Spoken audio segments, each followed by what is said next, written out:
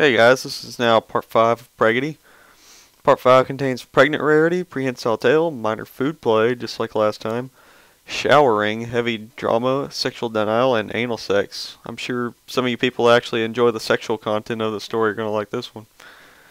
But for me, well, maybe not as much because it's not as hardcore as the other ones, or it's not as crazy.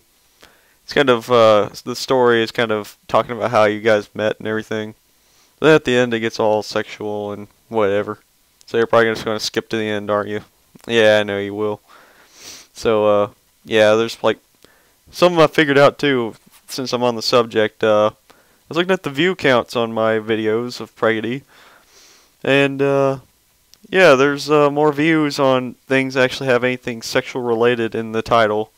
Since the title has, I put the title in the tags, you know, where you can find them in search. But anyway, yeah, more views than that, so I know what type of people are watching my videos now.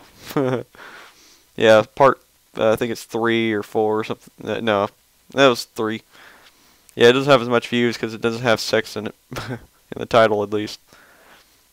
So anyway, let's start. It's late at night, and you sigh in spite of yourself. You're in the narrow bathroom you both share, fastening the cuffs on your sleeves. Despite the fact that it's only 6:30, you're more tired than you've been for a long time. From your bed you can hear her humming as she prepares for the evening ahead of you.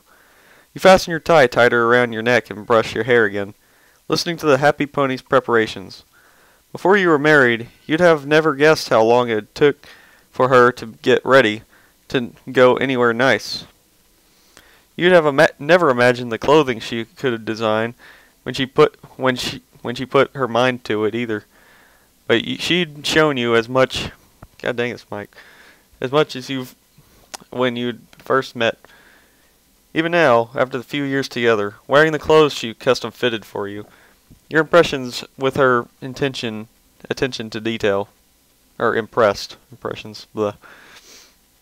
You let your mind wander back into the first pair she made for you.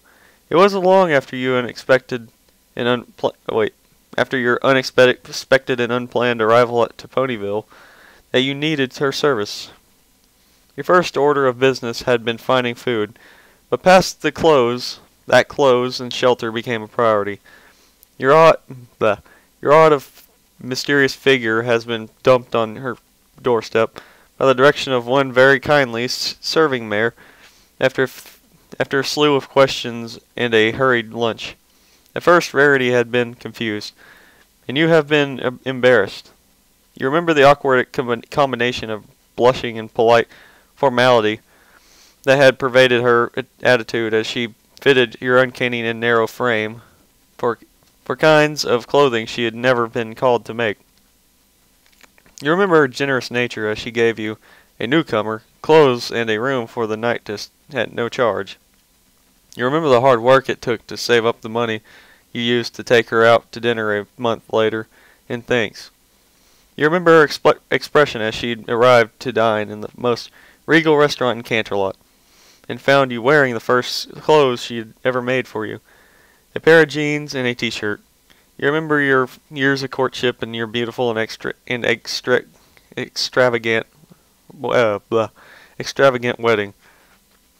Things have changed much in a little since then.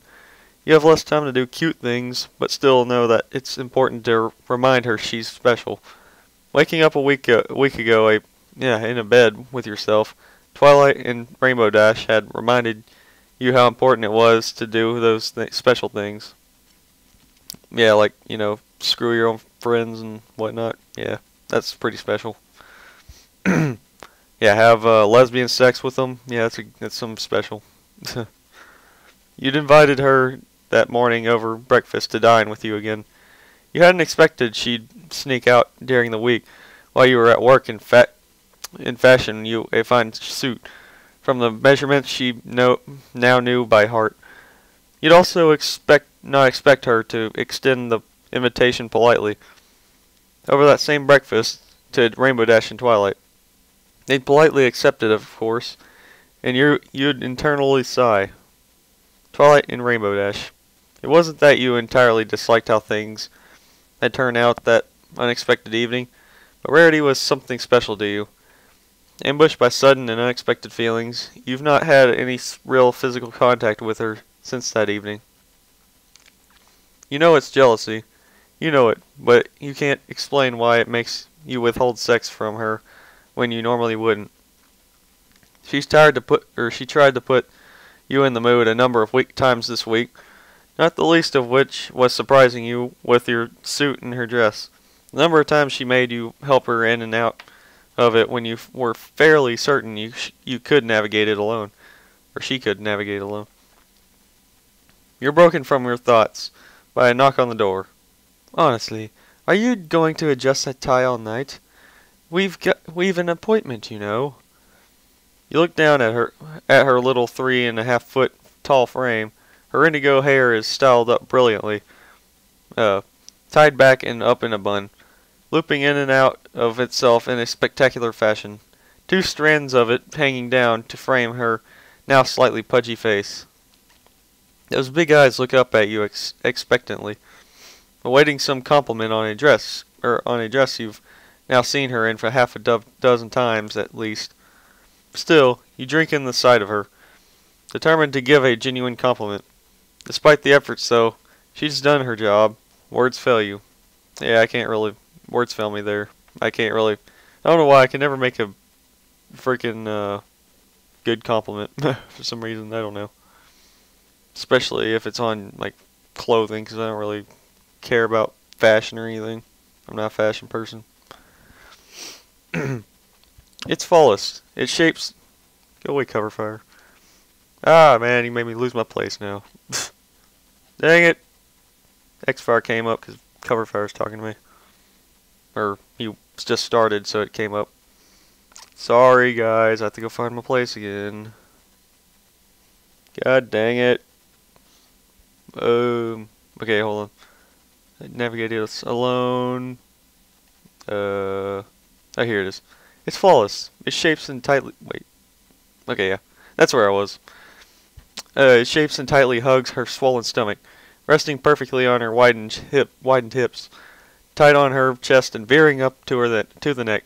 It's the perfect dress. The aftermath of pouring it an incredibly curvaceous figure into something so well designed. Jim stud the collar, her characteristic diamonds.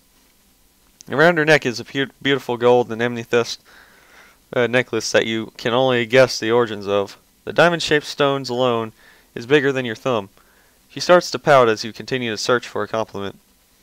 You settle for clearing your throat and adjusting your tie, before reaching down to scratch her ear affectionately. Your hand is halted inches from her head by a sharp yelp. No, no, no. No touching. Sorry, darling, but it took almost an hour to get my hair just right. I can't have it getting messed up. At least not yet. Tease. Here she swats your backside playfully with her tail. You give her a reproachful look, and she grumbles, making for the front door as you turn off the bathroom light. Twilight and Rainbow Dash are already waiting when you arrive. Their outfits are lovely in their own right, but you've no real interest in them. They seem like the sort of thing that Rarity might make, having become quite accustomed to their style after so long watching her at her craft. Together you proceed inside. You take your table. You all order drinks, and almost immediately Dash launches into a story of her latest harrowing adventure on the weather patrol. Twilight sips at her wine politely, the 2 fillies pausing every now and then to exchange grins at the pleasure of being out in public together so openly. Something brushes your foot under the table. Yeah, so now Twilight and Rainbow Dash are like open homosexuals. You know, and I mean, like, I don't have to call them lesbians, they're homosexuals, like, really. I mean, I don't know what is with people, like, they always call, like, lesbians separate from homosexuals. They call homosexuals, like, gay guys. But, I mean, it can mean gay women, but I don't know. A lot of people I hear they make it kind of different from each other. Differentiate. That's a weird word. No way, I'm rambling now. Damn it. Get back to the story. It can be Rarity's hoof. It's soft and bare-hooved, and Rarity is almost certainly wearing shoes. The hoof fumbles around clumsily, and you watch around above the table as a blush finally creeps into Twilight's face and then dashes. You barely contain a sigh. Next to you, Rarity sits uncomfortably, sipping politely at her drink. The only person at the table who avoided ordering anything alcoholic. Wait, what? Who, me? What the? The only person at the table who avoided sipping or ordering anything alcoholic. She's settled. Oh wait. Oh, it's Rarity. My bad. I was about to say, is that me? Because that's totally not me. You can guess at the conflict inside her. So excited to be out and doing things, afraid of being judged for her size and appetite. Something brushes up against your leg again. You briefly consider glaring at Rainbow and Twilight, but then it wraps around your ankle. Stealing a glance over, she blushes and winks at you. She's in the process of giving both your orders to the waiter, a privilege you've always allowed her when you dine together, and she seems rather pleased with her ability to multitask. Under the table, the tail flexes around you, hoping for some sort of playful reprisal. I don't know what that says. Reprisal. You smile and carefully hook your foot under the chair leg, scooting her ever so slightly when the waiter is busy taking Dash and Twilight's order. She cocks a playful eyebrow back at you, not sure what to do next, and settles for using her hoof to drive off the attacking leg. The server takes your menus as you try to sneak the foot subtly back into her area. Playfully, she steps her hoof back to drive you off, and drives a high heel directly into your toes. Oh jeez, ow. You involuntarily kick, and she gasps at as the bucking hits the table and knocks over your half-empty glass of wine. The wheel runs towards your end of the table quickly and stretch over it, and you stretch over it. To grab the back of the chair, you awkwardly pull back out. What the heck is with this? Never mind. I was messing with the volume thing. This freaking thing's loud for some reason. She looks at you, then down at the table, and shoots you the most appreciative of smiles. Oh wait, I skipped a part, I think. The result, just to make it short, the wine spills me and I push Rarity back, so she's happy about it. Carefully you take off the coat you're keeping on your chair and you put it over over your shirt, hoping it will cover most of the stains as a passing server stallion hurries over to the table to fix the problem. Gee, thanks Rarity. You made me spill my drink. And on me. So now it's going to stain, and that's all your fault. And now you're going to have to clean it, because I'm not cleaning it. Dash and Twilight slowly recover. Dash complimenting your quick action and remarking none too subtly on the wisdom of sacrificing your own shirt to protect Rarity's dress. Yeah, it's Rarity's shirt. She made it. Twilight busies herself with fixing the loose liquid on the table, scrunching up her face, horn glowing brilliantly. The cloth is still stained, but the surface of the table is now dry. Or is dry now. She asks if you like the same, but Rarity declines before she can finish, insisting that she can take care of it later. Damn right you're going to take care of it later. She proudly asserts that she can likely get the stain out as well, though you're fairly certain Twilight could manage both easily if she had the time to practice. You keep this opinion to yourself, hoping the embarrassing moment will pass soon.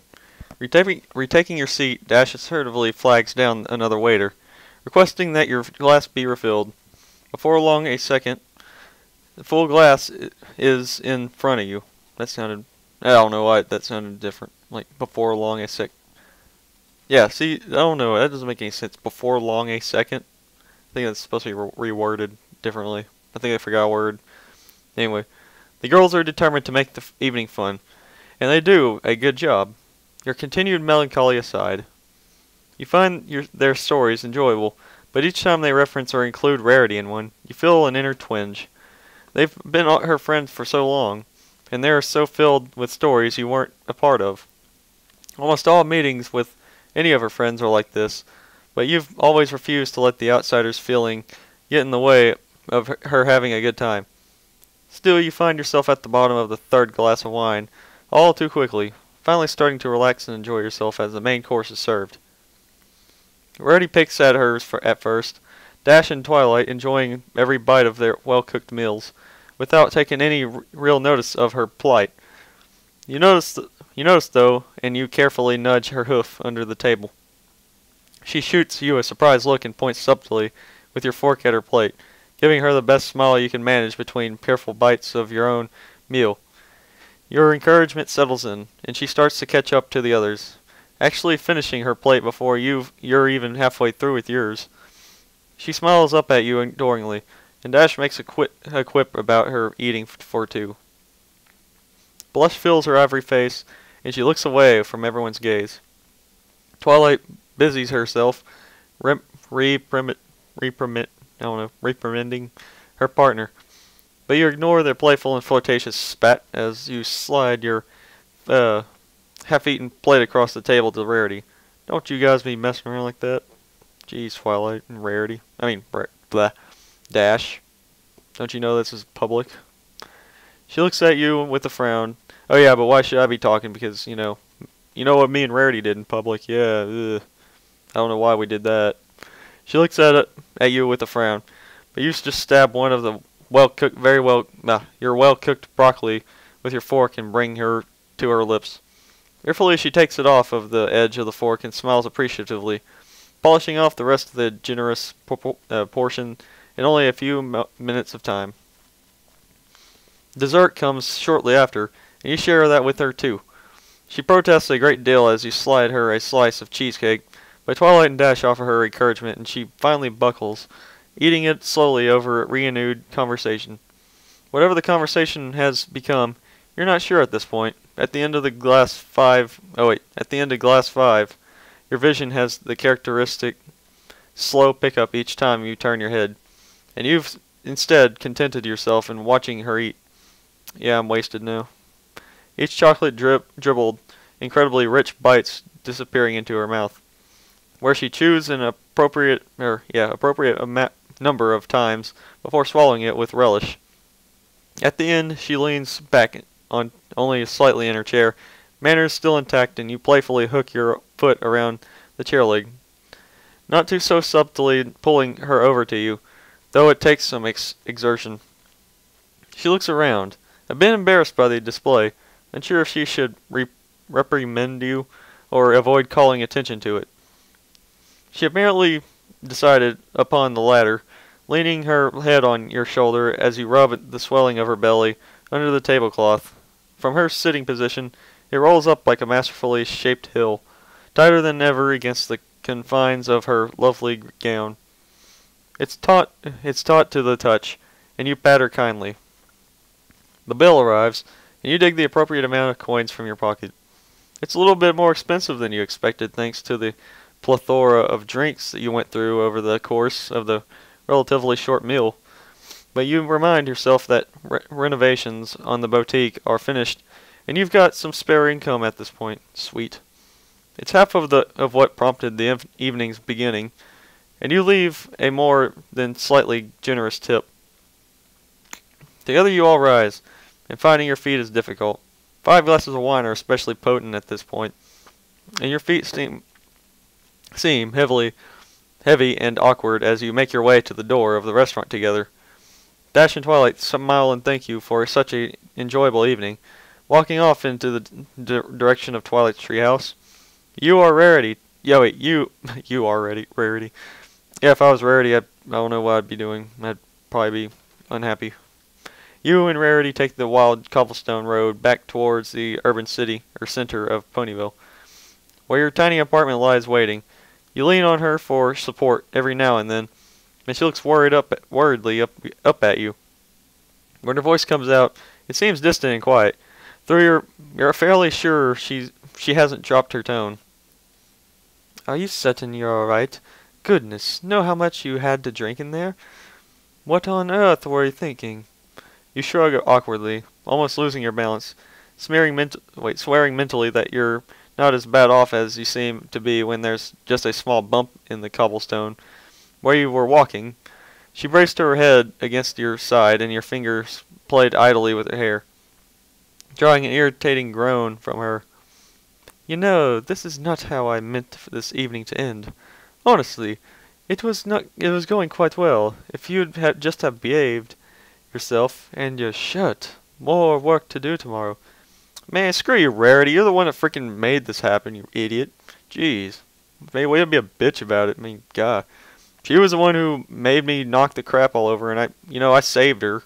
I saved her precious little dress or whatever she was wearing. So, yeah. How about just, like, mess up all your clothes, huh? Yeah, I bet you don't like that, huh? Anyway, you sigh, but your ears perk up. But it was quite brave of you. A dashing gentleman through and through. Yeah, damn straight I am. You reach the stairs and she helps you up, taking the last couple steps without you. You know, gentlemen can get rewards from their ladies. Oh, she's being a tease now. You look up the stairs at her, framed against the hall light, her broad backside silhouetted and wiggling slightly. You hike the last few steps, trying awkwardly to catch up to her, stumbling a bit as you go. She playfully dodges and hurries down the hall to your door, reaching it long before you do and wiggling her hips again seductively. You screw up your courage and take the hallway in a bounding stride, bumping up against the wall as you reach the door. Fumbling for your keys as your hands run through her mane, you finally get it in and turn it to it, or try to turn it, forgetting the required jiggling and wrenching it hard. It doesn't give, and she bumps the door with her rear as you attempt it again and turned it.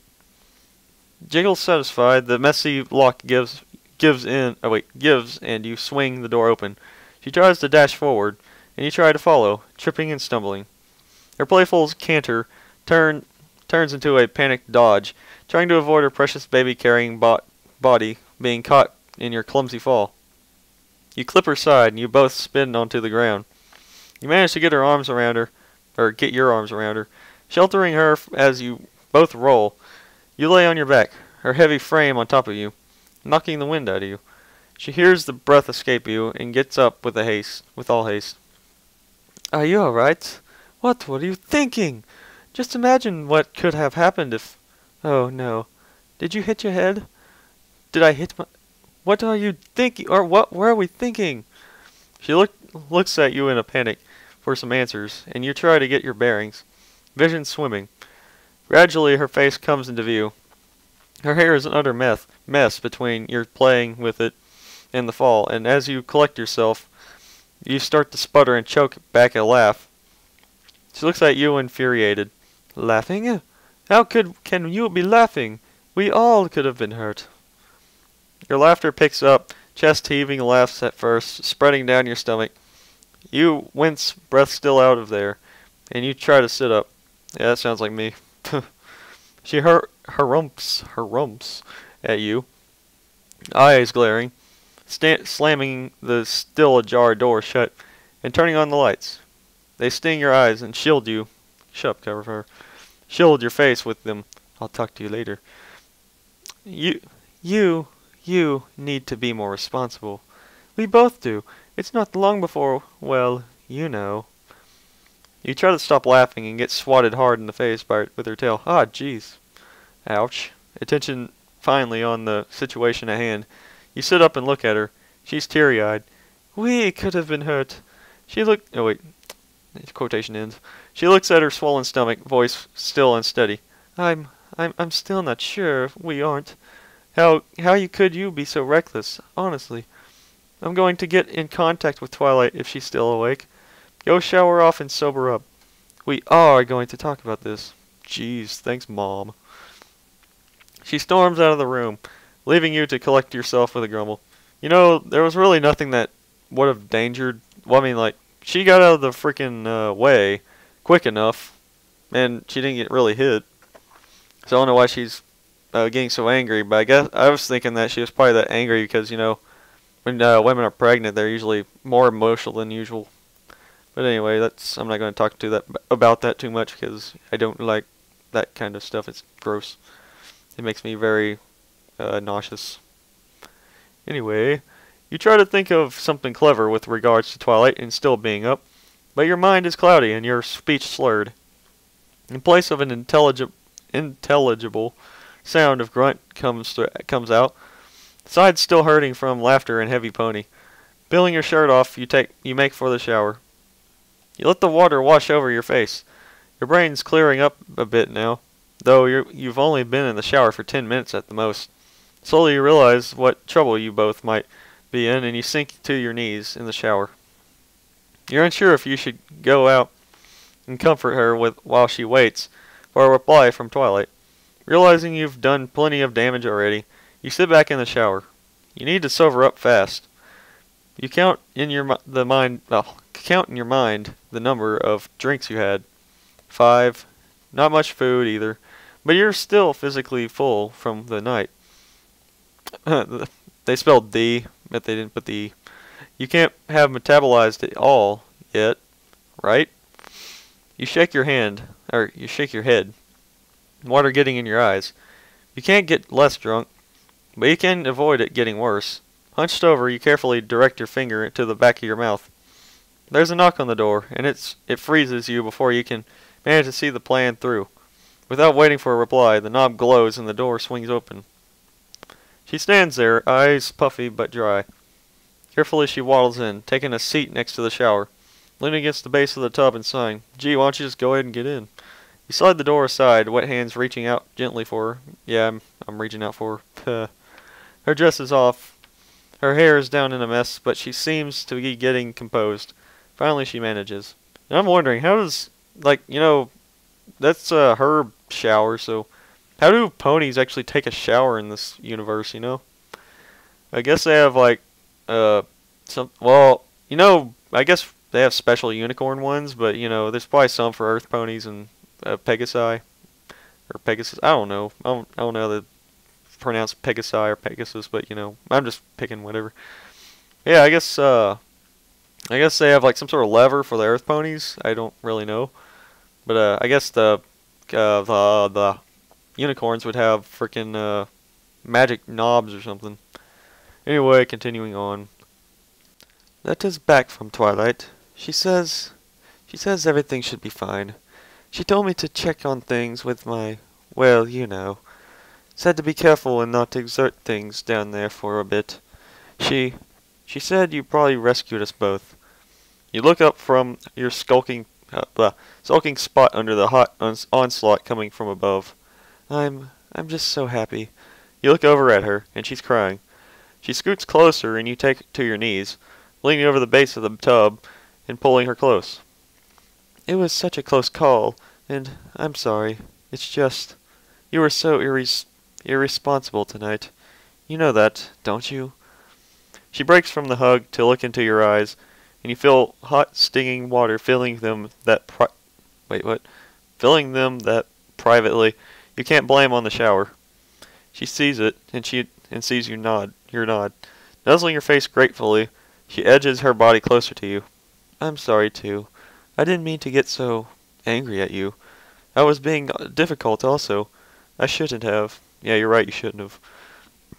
We should have come home sooner, but I just... She trails off, looking back at the floor. You rub your hand from her hair down to her neck to her side. She straightens her neck. Yes, I admit it. I wanted it.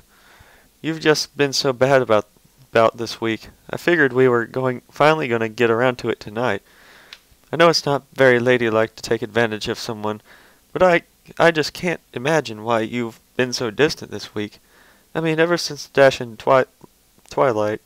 She stops and looks at you. Is that what all this is about? Twilight didn't help at all then. And the reason you look away and she bursts out in a loud laugh. That's what it is. That's what this is about? Oh, goodness me. You're jealous. You're really jealous of them. I don't even know why I'd be jealous. Okay. You glare at her. I'm sorry. I didn't mean to make fun, dear. It's just so unexpected. You're normally so open about these things. I mean, the supermarket trip. Oh, frickin' don't remind me. Yes, I know, a frickin' supermarket trip. I don't know why I got so jealous of this, but, it's the story and I didn't write it. And I didn't expect expectedly hear you say, "No," this time, either. How on earth am I supposed to know you feel something if you never say it? Oh no, I guess I'm a mute in the story. You lean back in the shower, pretending to pout. Apparently you do a fairly good job, as the scraping and thumping of the hooves and legs alerts you to her climbing in next to you. She lays down in the base of the tub with you, large form barely fitting next to yours, forcing you to snake your way around. From that position she nuzzles your face with her nose, hoof groping, I think it's groping, about the shower, or something to help pull her to a sitting position. You try to reach an arm around her to keep her next to you, but she forces her way past, finally sitting up and allowing the room to roll onto your back. Okay. The water beats across your chest, starting to get cold. She turns the dial slightly to let more hot water out and starts to shampoo her hair. I'll respect your wishes then. We can take a break from that. No need to worry about the thing. Twilight advised we not do anything down there, so we'll not. Yeah, I wouldn't have done it anyway. She finishes washing the shampoo out of the hair as you admire her. Even soaking wet, her body has a grace of beauty about it that no pony you've met can rival. She sits next to you, ample flanks spread across the shower floor. The extra dessert tonight helped their cause, and you admire how much the shower space is occupied by just the expanse of her large backside. As she reaches to grab the soap, that precious stomach comes into full view. She lathers up her fur, sprinkling some of her bath salt in the water, collecting behind your body, and scooping it up with her hooves. Each time she turns around to get a hoof full to rub into her fur, she tries to hide her glances at your lower body. Ooh, Rarity, you naughty girl. Whoops, sorry. Forgot this thing doesn't have a little pop thing, so I'm gonna breathe into this thing and it's just gonna go. Man, freaking stupid Neath is always taking my crap. Sorry, guys. Beginning to soap up her. Wait. Whoops. Oopsie daisies. Where? I just lost my place. Damn it. Let's see. We're at the lower part where she was looking at my junk. So, okay. You follow her subtle gazes and realize what has her attention. You've been so engaged in her bathing ritual, you failed to notice how hard you've begun to get. She clears her throat loudly, turning again behind her, rubbing the soapy foam into her chest and sides. Carefully she manages onto her hooves, beginning to soap up her bottom. She leaves the soap hanging there, moving on to conditioning her hair. I don't get how she was able to do that. Carefully you reach out and grip the thick expanse of her flanks. Her steady diet of large meals has made her bigger than you could have ever dreamed when you'd first married. Your hand practically disappeared the more the more you're squeezed those round. The more you're squeezed, I think that's wrong. The more you squeeze those round buttocks, and she continues to shampoo the condition her tail and hair, pretending to be oblivious. Determined not to be ignored, you slide a finger into her what? Into her what? She stiffens at the suddenness and turns her body to face away from you, stepping over your legs carefully. No, darling. I simply must respect your wishes. I'd hate to force you into something uncomfortable. I've been so wrong in not considering her feelings up until now. Wait. What? Oh. Your feelings. My bad. Your feelings up until now. I'd hate to deny you that. If I'm actually just doing something to you, that means I don't really care anymore. I don't know why that's too hard for you to understand. You sit up, trying to work your hands under her and back into her womanhood. She stops their advance with their outstretched hoof. You know what Twilight said. Please, we'll not be doing anything there tonight. You cite the absurdity of it. Even to your still addled mind, the complexity of why any amount of foreplay there could risk anyone's health escapes you. You take to your feet, grumbling. She opens her mouth to say something and closes it. You look at her for a moment before sighing, turning turning to the side and beginning to stroke yourself. Wait, I'm not gonna say anything about that. That's kind of funny though. I'm such a tease. Oh, now that's just not fair. You look back down at her. If I can't get anything, you most certainly may not. Stop that. Stop that this instant. You pause in your motion for a moment before grinning playfully at her, continuing slowly, pretending to savor the sensation. She grits her teeth and grabs the bottle of conditioner. No, absolutely not. You're not going to have all the fun yourself. She squirts a great deal of conditioner onto her hoof and grabs a hold of you with both of her front legs. Working rhythmically up and down, she continues her repeated motion until you're gripping her hair. Your head tilts back, and the sensation, though distant, is powerful. It's all the wine still going through you, and you know it, but she manages to continue for quite some time before you're even close to the edge. That's a burp. By that point, she's panting from the exertion, legs aching, and eyes looking up at you accusingly. Well? You grit your teeth, unable to speak. No, you're done. She stops, and you gasping grab her hoof, forcing them back where they were. No, I told you. You don't get them anymore. You're taking too long. Wow. Nickel for every time I heard that. I'm just kidding. Don't think about that. Okay, that was, like, inappropriate. I'm sorry, guys. But still. Anyway, continuing. She turns around, leaving you with an incredibly soapy member. And a terrifying onset of blue balls. Ha ha ha. Wow. Yeah, and I make a joke about it in this freaking story. You let out a whimper.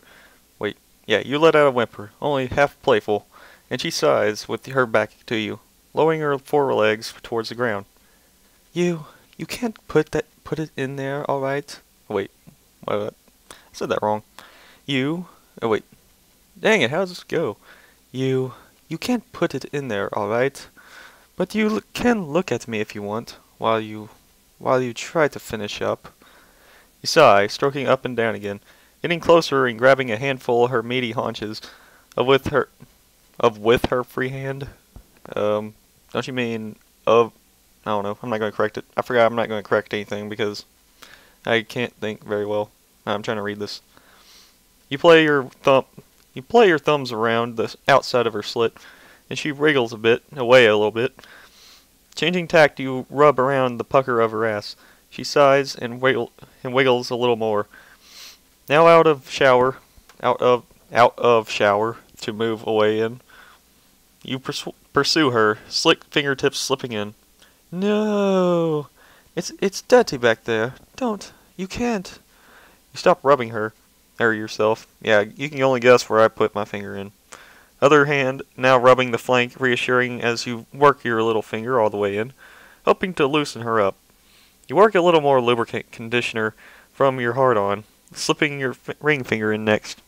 She whimpers a little bit and tries to whisper out something about a true lady mustn't, but you switch to the middle finger, and she nearly melts in your arms.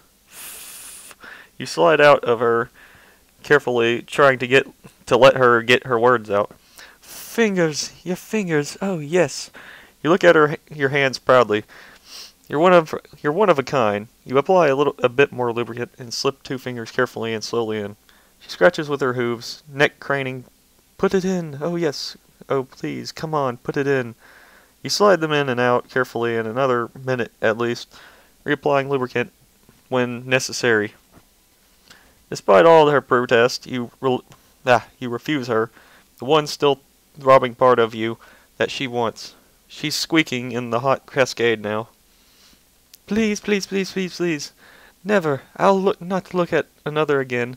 No one gets anything. Please. You know you want it just as badly. Just do it. You slap her plump bottom gently, watching the waves of fur rock all the way up her back. Her tongue hangs out. She's shocked at her own enjoyment, and she twists her head around. You lean up and give her a kiss. My lips are your lips, dear. Everything I am belongs to you, and you belong to me. Isn't that our agreement? Please, wait. God dang, I missed a freaking spot when I was trying to scroll down. Oh my god, I'm sorry guys. Oh jeez. Okay, please, give me what's yours. You rise to your knees, head pushing against the loosened hole she's presenting to you. Carefully you work it in, much bigger to accommodate than the simple 2 fingers you had before. Ugh. Your moans fill the shower, steaming up the glass and mirrors. Cautious at first, you work all the way in until you're completely inside. She lies there, motionless, whimpering and moaning as you slowly slide out and back in. Not too quick to move, you focus on performing the difficult task without harming her. A few more careful thrusts and she's loose enough to move in and out relatively easily. Getting the hang of relaxing herself around you at will, she grips up suddenly. Go! It begins. You're thrusting hard, knees aching and tired after only a few attempts, but slowly the pleasure builds in you, drowns out all of other sensations. The added stamina from those distant senses keeps you going as she gradually loosens around you, and your pace picks up until you're slamming her at your regular pace. She's working her hoof around her stomach, finally finding and massaging her clit with your helpful guidance. Sorry if I'm a little more what do you call it? Freaking, I don't know. But yeah, my brain ain't working very quickly at the moment. Reason is I'm still kind of slow from yesterday. I had that sickness or whatever. I don't know what it was. It's not there anymore, but I'm still a little slow for some reason. And I was slow yesterday. I couldn't think straight. Anyway, her other 3 legs keep her stomach off of the floor. She leans her shoulder into the basin of the shower for support. You push her harder up against it, thighs clapping against her ample amounts of flank. The sound of your thrusts and your bodies connecting fills the room. She's barely audible over them. Whimpers and moans unlike the others you're used to in your sexual escapades. These are more desperate, as if she were trying to place a new taste of sensation against one she's known previously. Her screams and moans pick up, and your own groans and moaning slowly escape also. She's so incredibly tight, even now. Tighter than she ever been in your previous sex. Tighter than anything you've experienced. The heat, the lubricant, everything different and unexpected. The new sensations carry you up in a way, and you feel yourself finally building up to a climax. Her struggling, rubbing hoof increases its pace, and you hear the change in her breath, and from heavy to rapid, that you know signals her oncoming orgasm. She comes almost at the same time you do, knees buckling as you're forced to keep her off her stomach with your own improvising lifting. Standing up with her back half in your arms, and angling her down as you thrust into her, she jiggles and squirms as you finally explode inside her.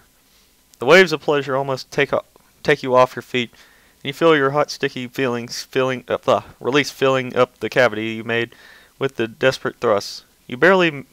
Dang it, why's a stupid thing going all over the place? You barely managed to set her... Oh my god. Yeah, I was going down, and then for some reason my mouse decided to, do another jolt upwards and then go back down, so now it just, completely rattled the whole thing. That's what happened last time. That's why I couldn't find anything. You barely managed to set her down before you're leaning against the shower, catching your breath. Cum still spurting out occasionally onto her prone body.